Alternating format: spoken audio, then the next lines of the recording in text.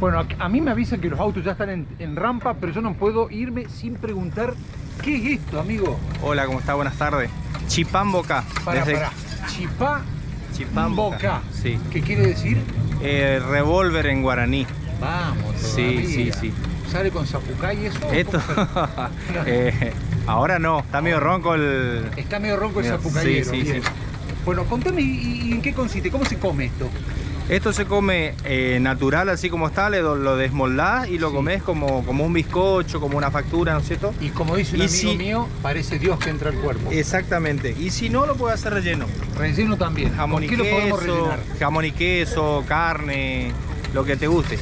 Perfecto. Bueno, me encanta el sistema. ¿Lo armaste vos todo esto? Sí, todo caserito. Pero mirá. Bueno, Chipamboca. Chipamboca. Largan los 30 y pico de auto y me vengo, ¿eh? Dale, Vamos esperamos. todavía.